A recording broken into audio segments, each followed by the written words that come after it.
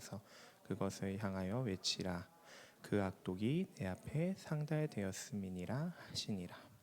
그러나 요나가 여호와의 얼굴을 피하려고 일어나 다시스로 도망하려 하여 욥바로 내려갔더니 마침 다시스로 가는 배를 만난지라. 여호와의 얼굴을 피하여 그들과 함께 다시스로 가려고 뱃삭을 주고 배에 올랐더라. 여호와께서 큰 바람을 바다 위에 내리심에 바다 가운데서 큰 폭풍이 일어나 배가 거의 깨지게 된지라. 사공들이 두려워하여 각각 자기의 신을 부르고 또 배를 가볍게 하려고 그 가운데 물건들을 바다에 던지니라. 그러나 요나는 배 밑층에 내려가서 누워 깊이 잠이 든지라. 선장이 그에게 가서 이르되 자는 자여 어찌함이냐, 일어나서 내 하나님께 구하라. 혹시 하나님이 우리를 생각하사 망하지 아니하게 하시리라 하니라. 그들이 서로 이르되 자 우리가 제비를 뽑아 이 재앙이 누구로 말미암아 우리에게 임하였나 알아보자 하고 곧 제비를 뽑으니 제비가 요나에게 뽑힌지라.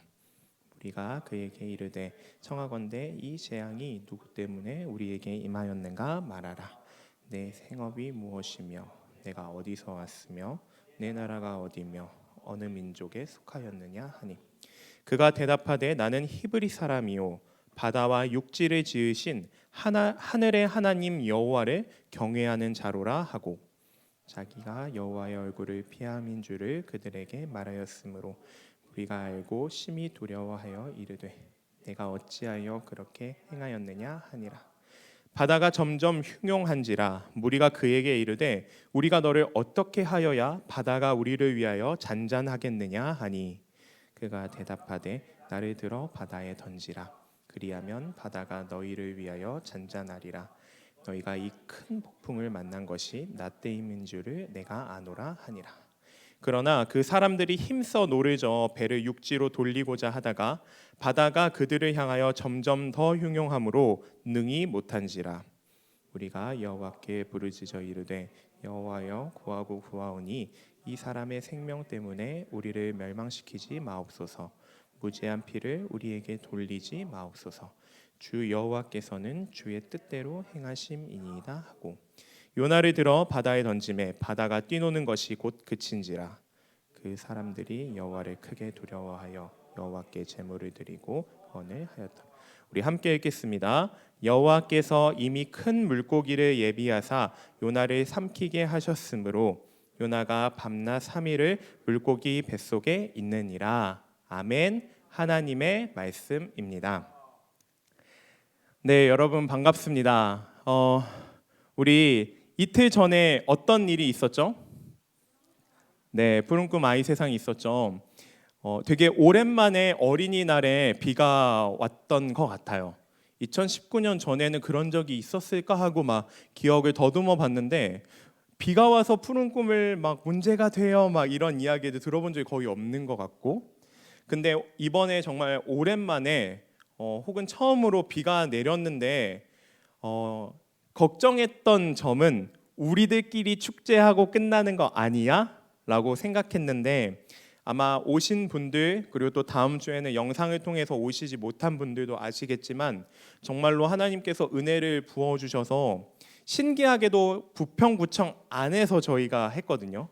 밖에서 여기서 어떤 행사를 하는지도 잘 알 수도 없는 상황이었고 비도 많이 내렸었는데 감사하게 우리가 푸른 꿈 아이 세상을 마칠 수 있었습니다. 우리 함께 해주신 그날 함께 해주신 분들을 위하여서 혹은 그날 못 왔지만 우리 함께 잘 마무리했다라는 의미에서 우리 박수를 한번 쳐볼까요? 네, 감사합니다. 오늘 설교 제목은요 이겁니다. 도저히가 포인트입니다. 도저히 하나님을 이해할 수도 없고 믿을 수도 없다. 우리 한번 옆에 이렇게 이야기할 텐데 도저히가 포인트라고 했어요. 도저히에 좀 진심이 담겨요. 도저히. 자, 하나님을 이해할 수도 믿을 수도 없다 해보겠습니다. 시작.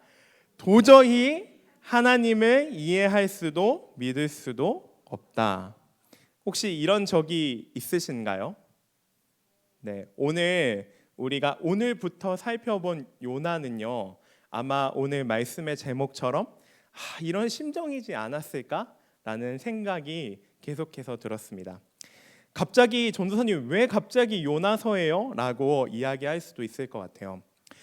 우리가 지난 1월부터 이제 4월 말까지 해서요, 마태복음부터 요한계시록까지 쭉 같이 읽어왔습니다.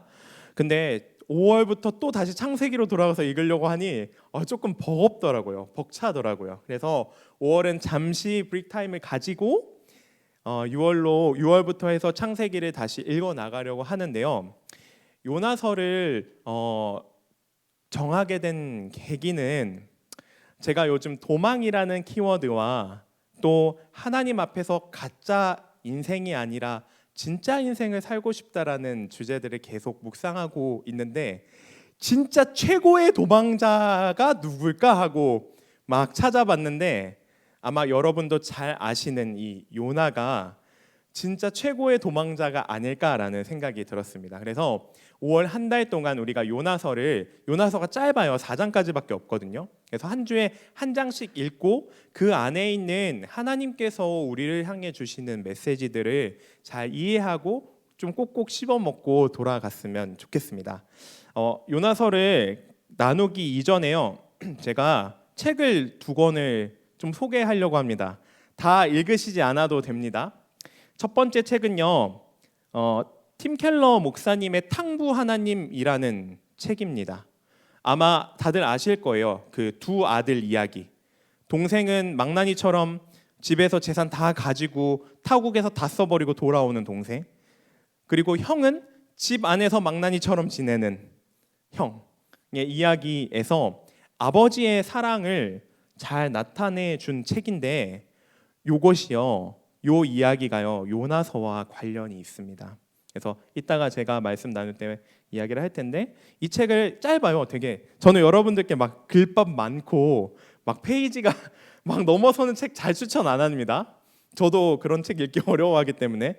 그래서 글밥이 되게 적거든요. 그래서 이 책을 하나 추천드리고, 두 번째 책은 제가 선물로도 많이 하는 책이에요. 저한테 여기 계신 분들 중에 선물 받은 분도 있을 거예요. 팀 켈러의 내가 만든 신이라는 책입니다. 우상에 대해서 적나라하게 보여주되, 우리가 우상이 단순히 예전에 구약 시대에 만들었던 어떤 금으로 만든 신상 정도로가 아니라 정말로 우리에게 우상이 무엇인지를 보여주는 책입니다. 요나가 만들어낸 신 또한 요나서 안에 나와 있습니다. 하나님은 이러실 거야, 하나님은 이렇게 하셔야지 라는 요나가 만들어낸 신이 있거든요. 그러한 내용들을 아마 이 책에서 조금 더 확인할 수 있지 않을까. 그래서 제가 선물해 주셨는데 아직 안 읽어보신 분들, 우리 작년에 저와 함께 유치부에 계셨던 분들, 이 책 꼭 읽어보시면 좋겠어요.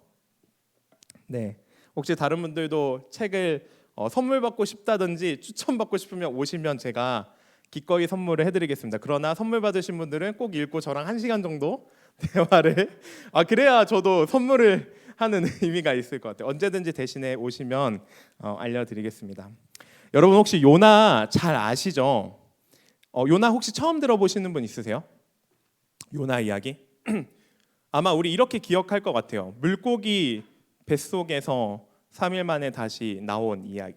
큰 물고기. 그래서 큰 물고기가 고래 아니야? 막 이런 얘기를 하시는 분들도 간혹 있습니다. 그래서 우리가요 모두 어릴 때부터 아마 주일학교 출신들이라면 이 요나 이야기를 잘 알고 있을 것입니다. 근데 이 요나서가요, 예레미야, 이사야와 같은 선지서라는 것도 알고 계신가요?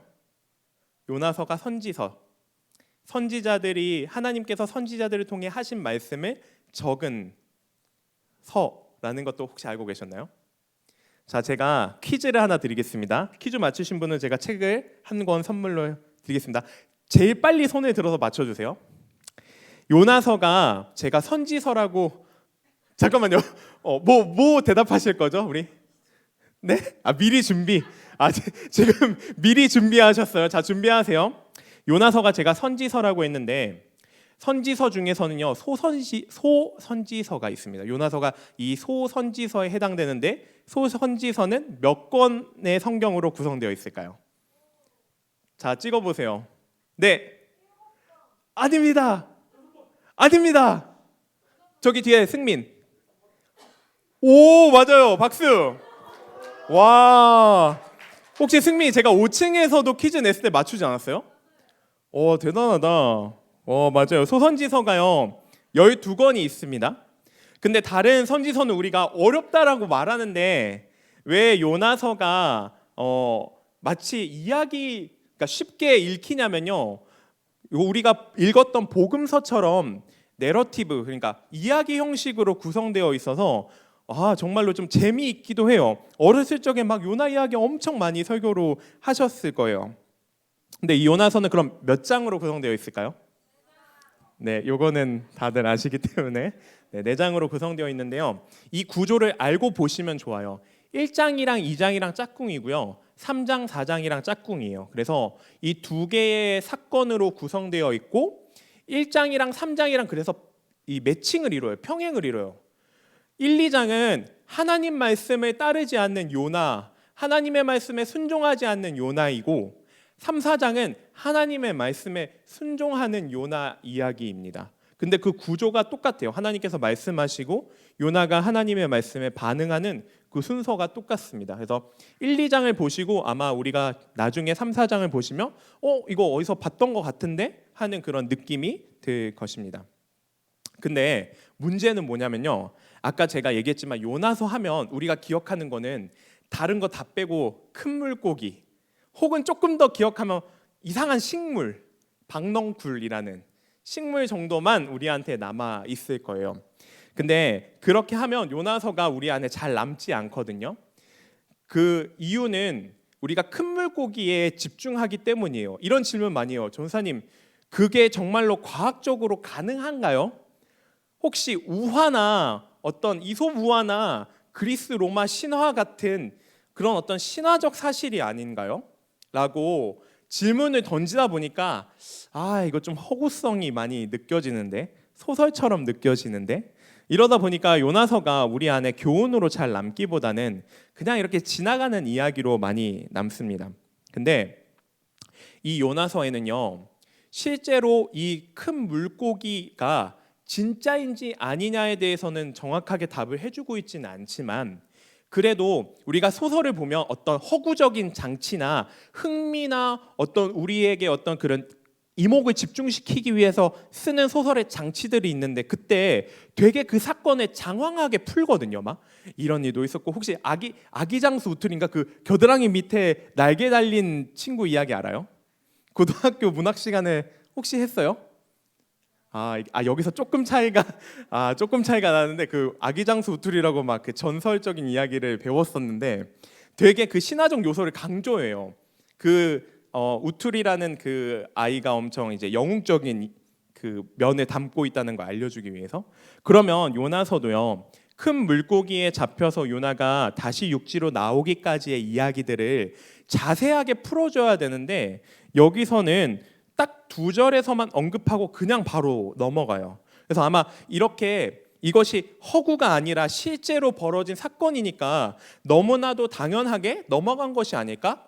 그러니까 우리도 물고기에 집중하지 말고 요나서 안에 하나님이 말씀하시는 이야기가 뭘지에 한번 잘 귀 기울여 봤으면 좋겠습니다.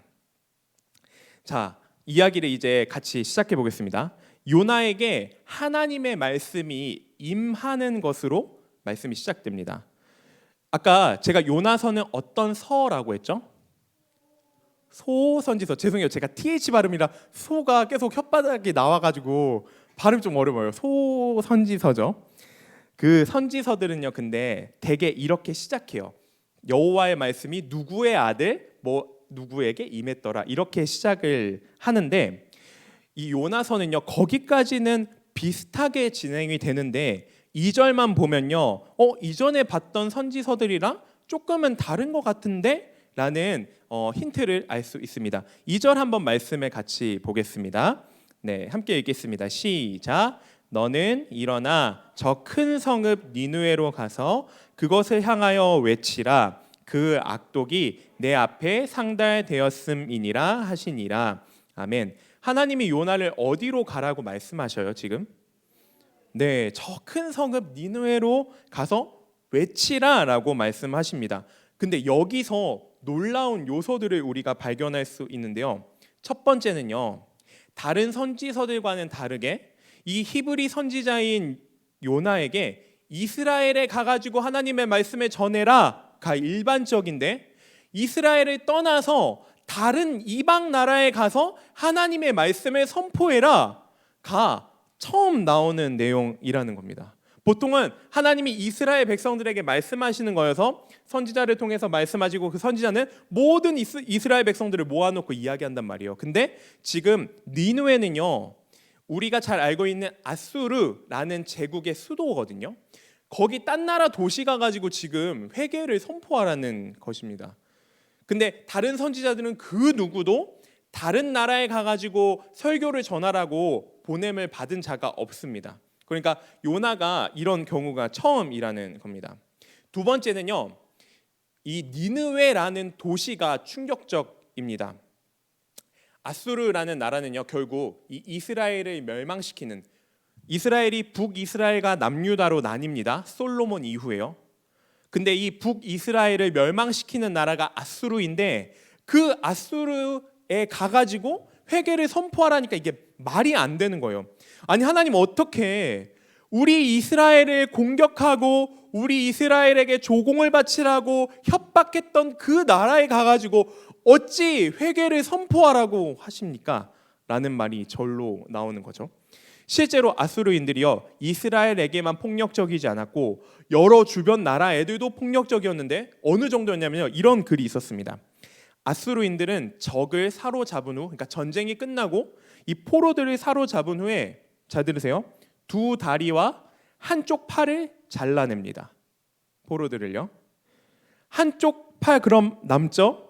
한쪽 손을 남겨둔 이유가 그 사람의 손을 잡고 조롱하기 위해서라고 해요.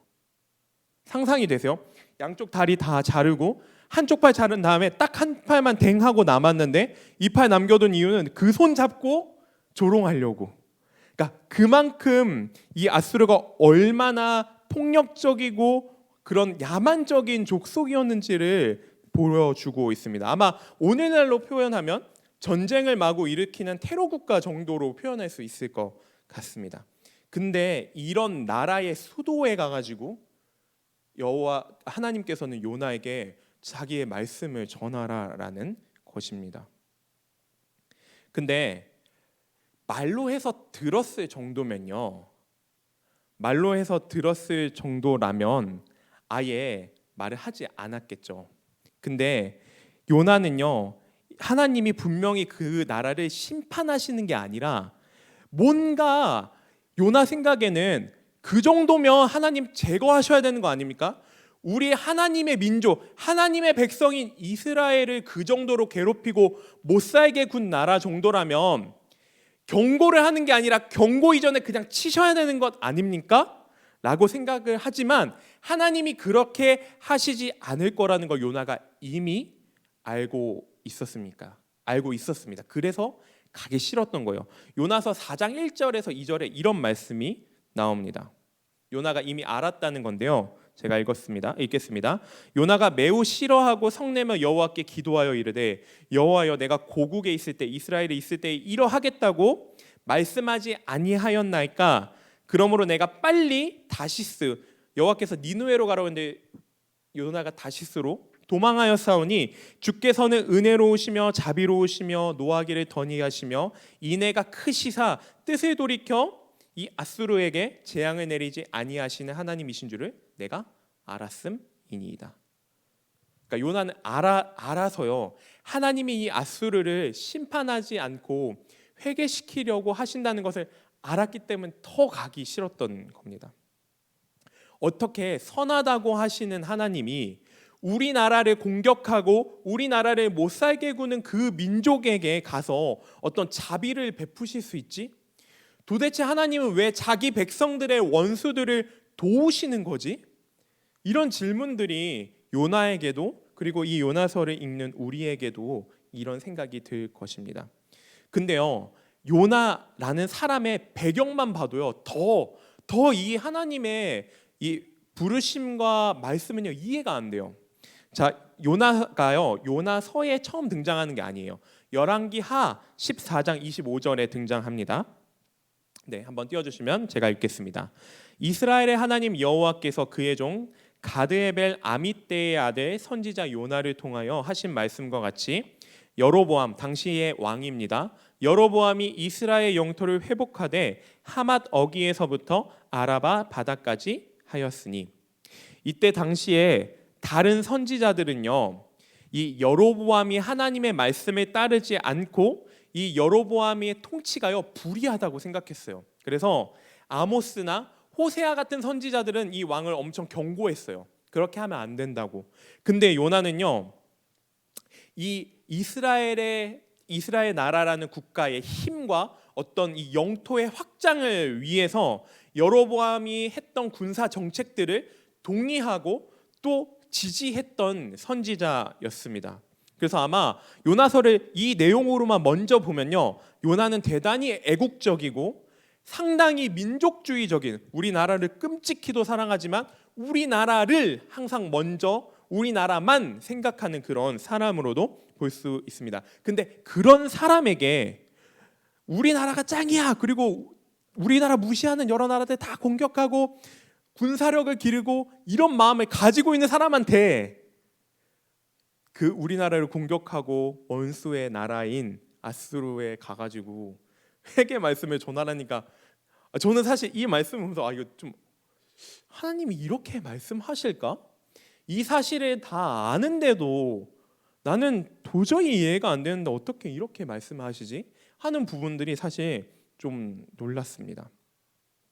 그러니까 요나가요 하나님의 말씀 듣지 않고 이해가 되지 않으니까 정반대 방향으로 향합니다. 요나서 1장 3절 말씀을 한번 보겠습니다. 요나서 1장 3절 말씀입니다. 네, 우리 상반절인데요 함께 읽겠습니다. 시작. 그러나 요나가 여호와의 얼굴을 피하려고 일어나 다시스로 도망하려 하여.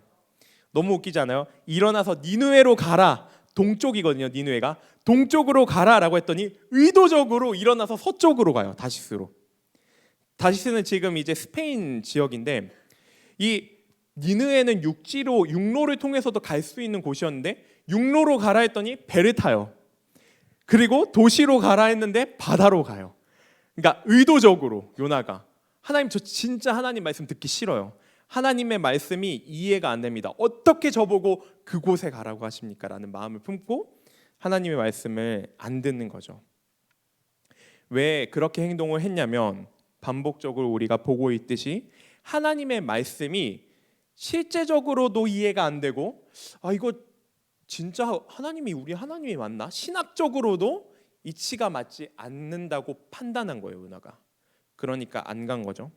예를 들어서 여러분들, 우리가 1900년대 초반에요, 그 일제강점기 일본의 치하에 있었잖아요.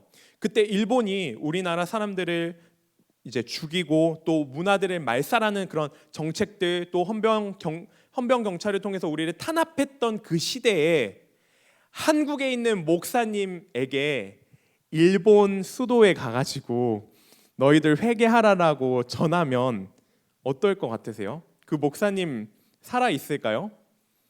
그리고 일본 사람들이 그 말을 들을까요? 마치 그런 거예요. 지배받고 통치의 간섭을 받는 그런 나라에 선지자의 말씀이 임해서, 선지자에게 하나님의 말씀이 임해서 가라라고 했던 것입니다. 요나는 이해가 되지 않았던 겁니다. 심지어 이 당시에 함께 지냈던 나훔이라는 선지자가 한 명이 더 있습니다. 근데 이 나훔은요 하나님께서 요나에게 이 말씀, 니느웨에게 가서 회개를 선포하라는 이 말씀을 듣기 전에 이렇게 이야기했습니다. 하나님께서 니느웨를 그 악 때문에 멸망시킬 거라고 이미 예언한 바가 있어요. 잘 보세요. 여러 선지자들이 있었단 말이에요. 선지자들은 그리고 하나님이 분명히 세우신 자들이에요. 말씀을 직접 전해주시는 자들인데, 나훔이라는 선지자에게는 니느웨가 악이 가득 차가지고 멸망할 거라고 했고요. 이후에 요나에게는 니느웨에 가가지고 회개를 선포하라고 하셨다니까요. 어떻게 받아들여야 할까요? 만약에 요나의 사명이 요나에게 주신 말씀이 맞다면, 그 말씀대로 이루어진다면 하나님께서 이스라엘에게 주신 약속, 이 민족을 창대하게 하고 이 민족을 끝까지 보존하겠다는 그 약속을 어기시는 꼴이 되고요. 만약에 나훔의 말을 따랐다면요, 요나에게는 그런 말씀을 왜 하신 걸까요? 이거를요, 우리 이야기로 좀 잘 가지고 왔으면 좋겠습니다.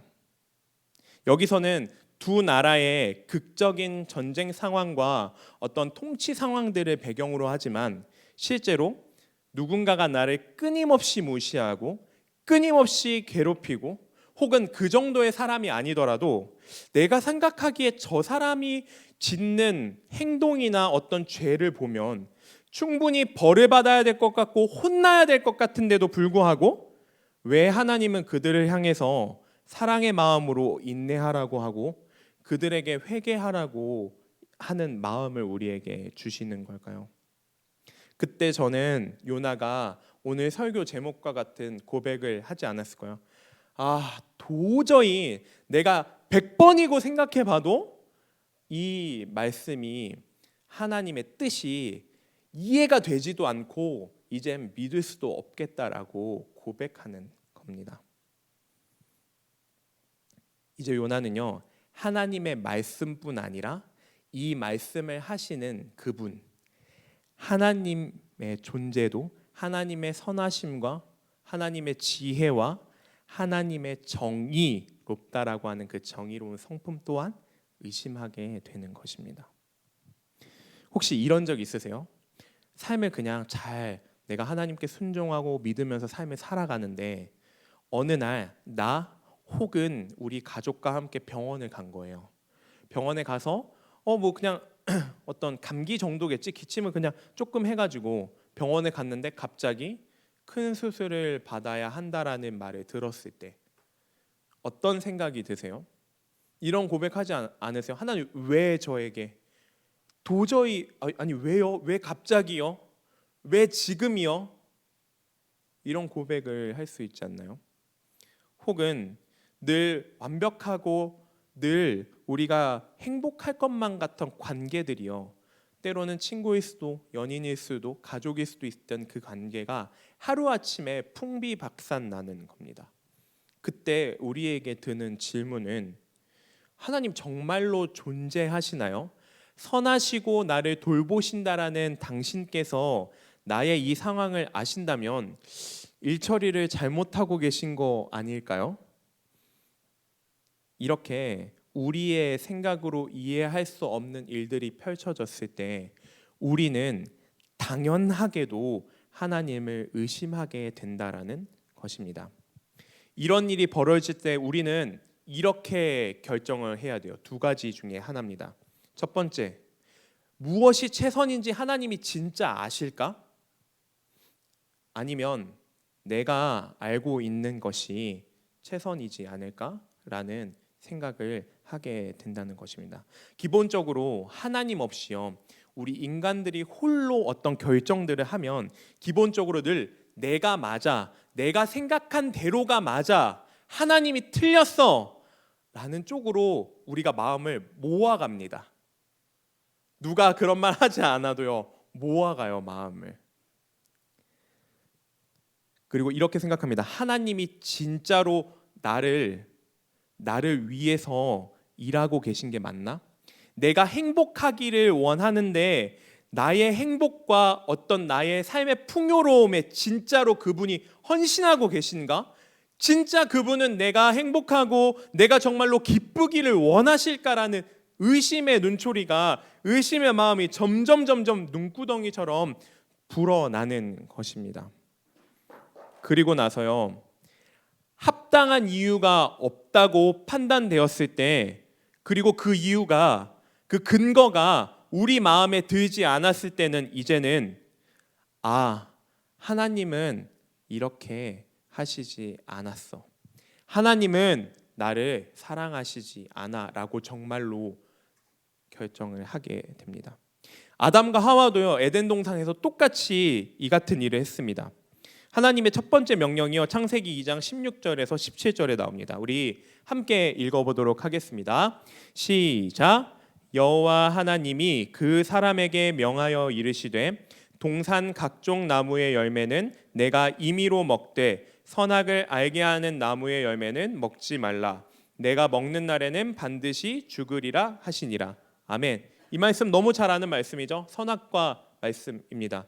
선악과를 에덴 동산에 있는 모든 것들을 누리되 동산 중앙에 있는 선과 악을 분별하는 선악과는 따먹지 말라는 하나님의 첫 번째 명령입니다.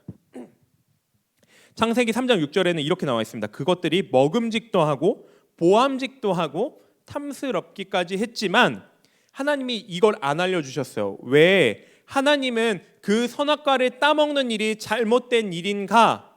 라는 이유는 제시하지 않으셨습니다.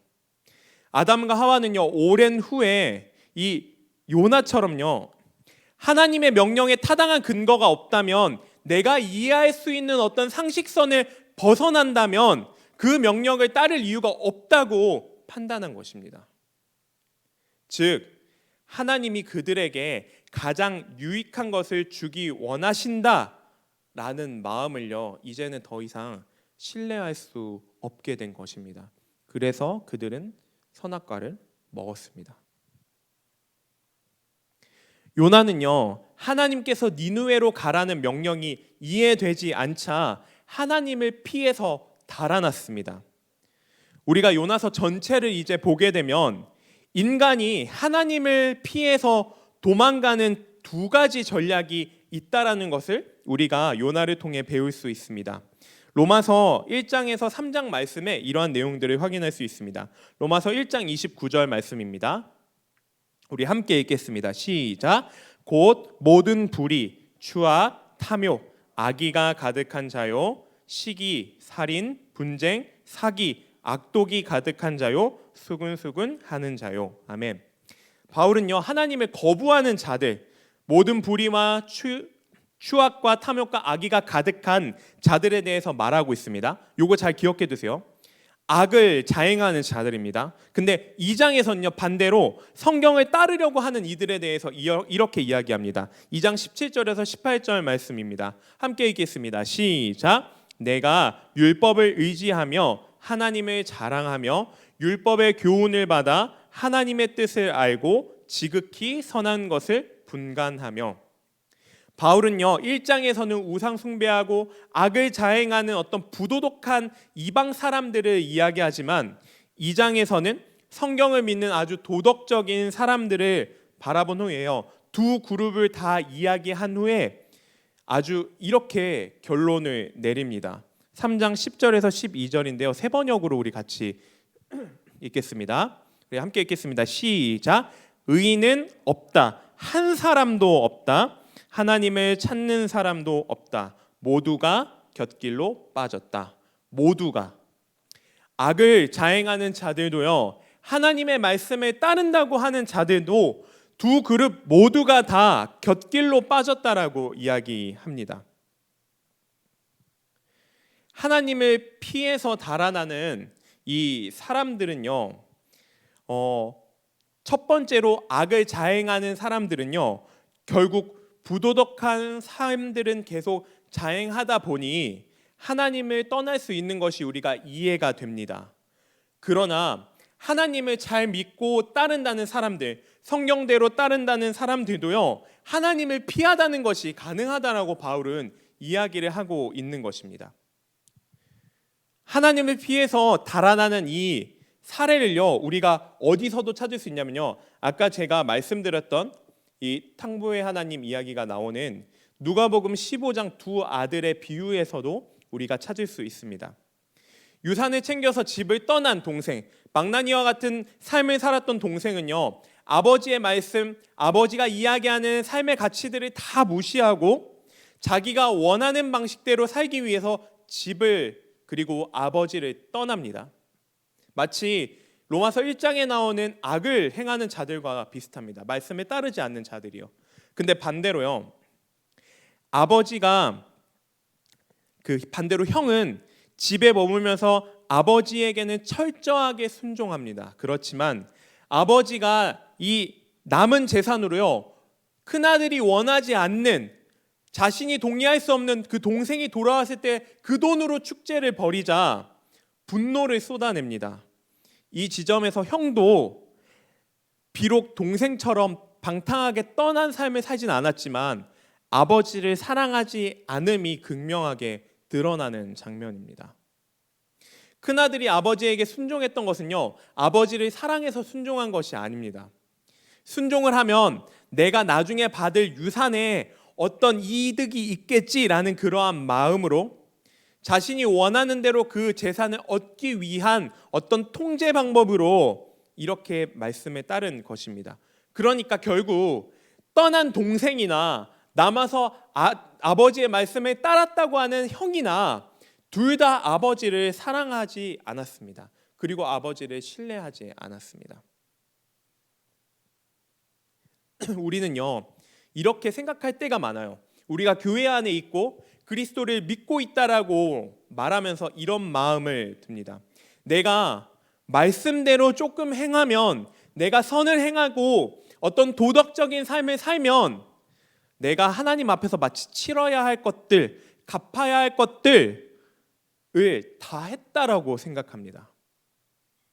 그리고 이렇게 말합니다. 하나님, 이제는 제가 할 수 있는, 그리고 하나님이 명령하신 거는 다 따랐으니 이제는 하나님께서 갚으실 차례입니다.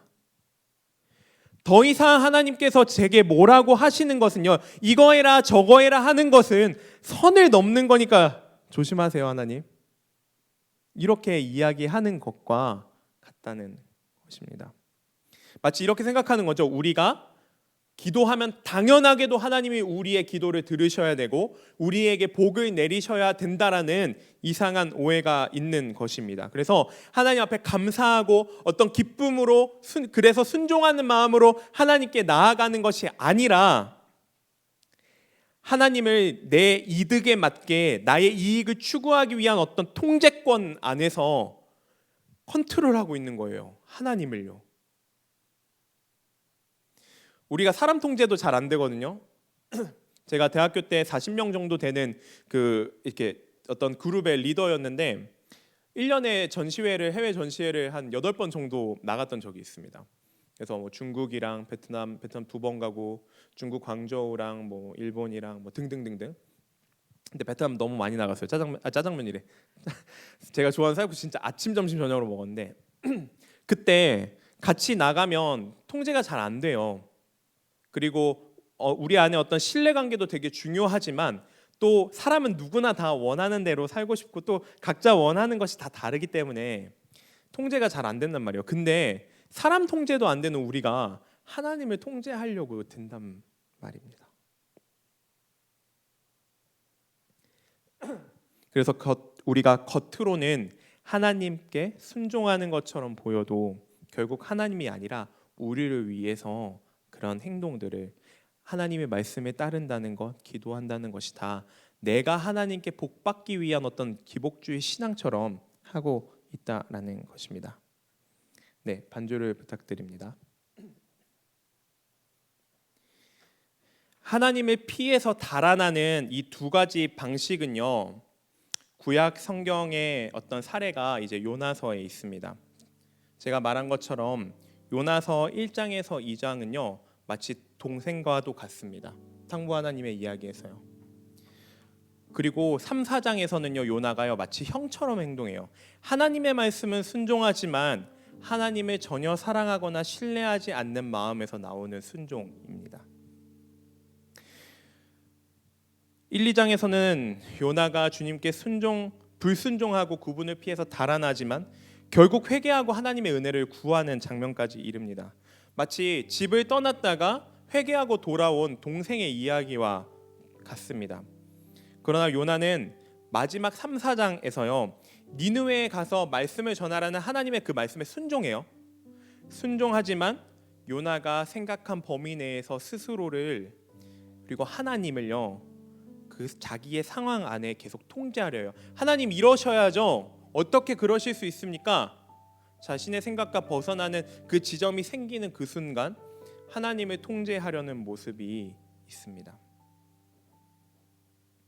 그러나 여기서 요나는요, 요나서 전체를 통해서 하나님의 자비하심이라는 어떤 큰 신비로움을 직면하게 됩니다.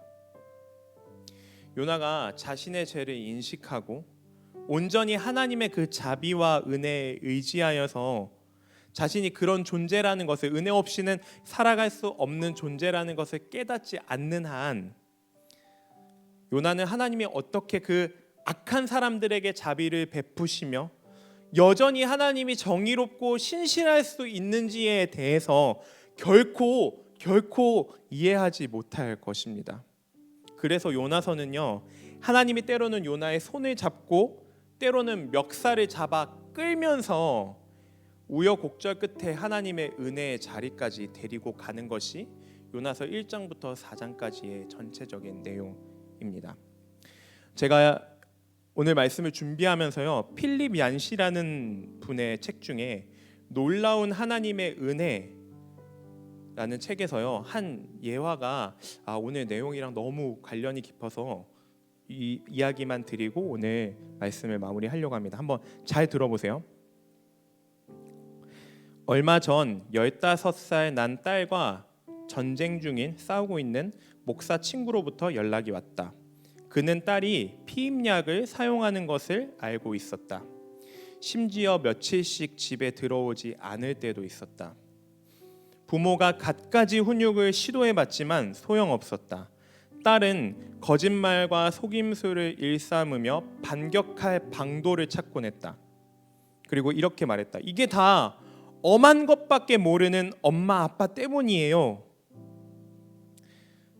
이 목사 친구가 말했다. 거실 두터운 유리창 앞에 서서 어둠 속을 내다보며 그 애가 들어오기만 기다리고 있던 일이 생각나네. 속에서 분이 치밀어 올랐지. 나도 탕자의 아버지처럼 되고 싶었지만 나와 아내에게 상처를 준 딸 아이한테 역정이 나더군. 물론 제일 큰 상처를 받은 건 자기 자신이었겠지.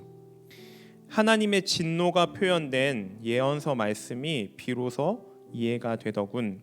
상처 주기에 능한 백성 앞에서 그분은 고통 가운데서 하나님께 부르짖으셨던 걸세. 진짜 빼놓을 수가 없는 이야기가 있네. 그날 밤, 아니 그 이튿날 아침 딸 아이가 집에 오자 그야말로 더 이상 바랄 게 없었다네. 다만 그 애를 두 팔로 감싸 안고 사랑해주고 내가 잘 되기를 바란다고 말해주고 싶었을 뿐 나는 사랑에 애타는 무력한 아버지였다네. 마지막 구절을 한 번만 더 읽어드릴게요. 나는 사랑에 애타는 무력한 아버지였다네.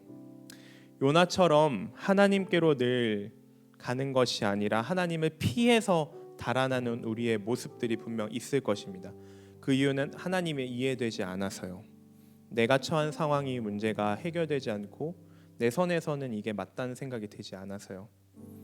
그러나 어둠 속을 응시하며 두터운 유리창 앞에 서서 우리를 한없이 기다리는 사랑에 애타는 무력한 아버지의 모습으로 우리를 기다리시는 하나님을 기억하면서 이번 한 주도 다시 한번 하나님의 말씀 앞에 엎드리는 우리 모두가 되기를 예수님의 이름으로 기도합니다. 네, 우리 이 시간 함께 찬양하며 나아가도록 하겠습니다.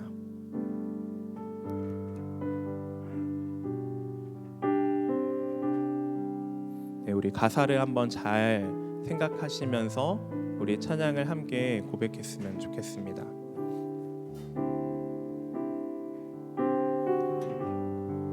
하나님의 부르심, 하나님의 부르심에는 후회하심이 없네. 내가 이 자리에 선 것도 주의 부르심이라. 하나님의 부르심에는 결코 실수가 없네. 나를 부르신 하나님의 신실하심. 우리 다시 한번 찬양하도록 하겠습니다. 하나님의 부르심.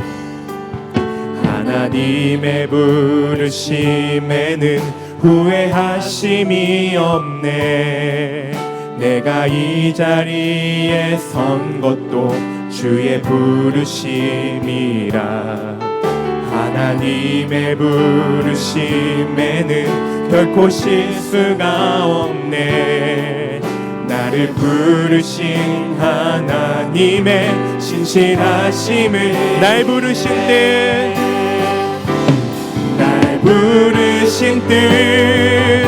내 생각보다 크고 날 향한 계획 나의 지혜로 측량 못하나 가장 좋은 길로 가장 완전한 길로 오늘도 날. 우리 다시 한번 찬양하도록 하겠습니다. 날 부르신 뜻 내 생각보다 크고 날 향한 계획 나의 지혜로 측량 못하나 가장 좋은 길로 가장 완전한 길로 오늘도 날. 우리 목소리로만 함께 고백하도록 하겠습니다. 날 부르신 뜻 내 생각보다 크고 날 향한 계획 나의 지혜로 측량 못하나 가장 좋은 길로 가장 완전한 길로 오늘도 날 이끄심 있네. 아멘. 우리 시간 함께 기도했으면 좋겠습니다.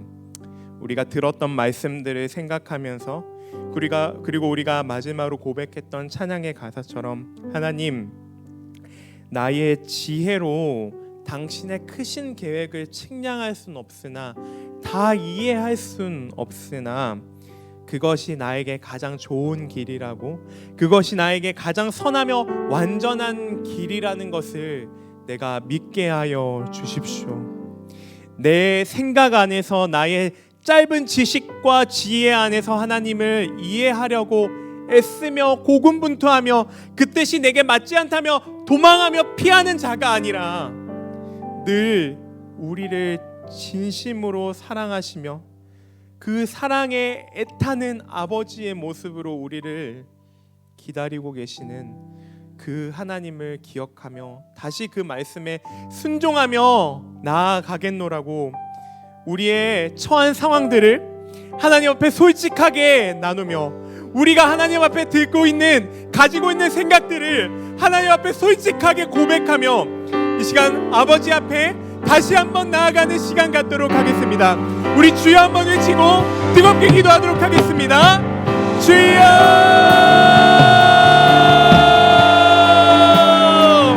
사랑의 하나님 아버지 감사합니다.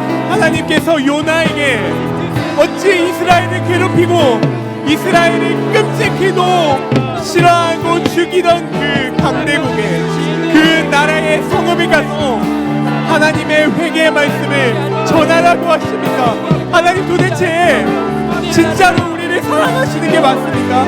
우리 나라를 위하는 것이 맞습니까? 고백하는 이 요나에게 하나님께서는 말씀하십니다. 너의 부르심에는 내가 너를 향한 이 말씀에는 너가 다 헤아릴 수 없지만 너가 다 알 수 없지만 나의 큰 뜻이 있단다. 그리고 그 뜻은 내가 이 땅 가운데 보낸 나의 사랑하는 아들 예수 그리스도의 십자가로 인하여서 그것이 정말로 너에게 믿음으로 작용하기를 원한다. 너가 잠시 나의 생각과는 다를지라도 너가 잠시 나를 떠나 어둠 가운데로 죄 가운데로 넘어가는 삶을 살아갈지라도 나는 너를 여전히 사랑하는 여호와니라. 내가 너를 여전히 기다리고 너가 나에게 돌이키기를 강력하게 원하니 너는 그저 내 사랑을 우리 이 시간 한 가지만 더 놓고 기도하겠습니다. 우리가 여전히도 하나님의 뜻이 이해되지 않는다라고 한다면 이 사실을 기억했으면 좋겠습니다. 우리를 사랑하시는 그 아버지께서요, 자신의 하나밖에 없는 아들 예수 그리스도를 이 땅에 보내주셨습니다. 다른 이유가 아니라 우리를 끝까지 사랑하시겠다는 그 약속을 지키시기 위해서요, 십자가로 언약을 맺으시며 그 자리에 자신의 아들을 매달으십니다.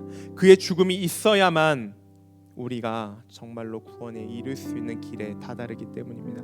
이 시간 예수 그리스도를 믿음으로 우리가 나아갈 수 있게 해달라고 기도하셨으면 좋겠습니다. 하나님, 제가 다른 상황들 다 이해되지 않지만 한 가지만 기억한다면 오직 나를 위하여 이 땅에 보내신 아들 독생자 예수 그리스도를 믿기를 원합니다. 그 사랑의 표현이 나의 모든 상황을 뒤덮고 나의 모든 어려움들을 뒤덮음을 믿습니다라고 우리 담대하게 고백하며 나아가기를 소망합니다. 우리 다시 한번 주여 외치고 기도하도록 하겠습니다. 주여, 사랑의 하나님, 나에게 펼쳐진 현실들과 상황들이, 그리고 나에게 하나님 감히 어찌 이럴 수 있습니까? 라고 고백하는 나의 마음이 있었다면 내가 한 가지만 믿으며 당신을 따르기를 원합니다. 나 같은 존재를, 사랑받을 만한 자격도 없는 이 존재를, 여전히 죄를 추구하며 나의 욕심대로 나의 원함대로 사는 이 절망적인 존재를 위하여서 아들 예수 그리스도를 보내주셨다는 그 사랑의 고백을 내가 믿었으면 좋겠습니다. 그 사랑을 믿기에 아버지께 나의 삶을 던지며 나의 삶을 헌신하며 나아가겠노라고 고백하길 원합니다. 주님, 은혜를 내려 주시옵소서. 은혜를 부어 주시옵소서. 그래서 정말로 우리 안에 답답함들이, 우리 안에 낙심되고 절망하는 문제들이 하나님 앞에서 해결되어 주님, 더 이상 도망자의 심리가 되지 않도록 주님 우리에게 역사하여 주시옵소서.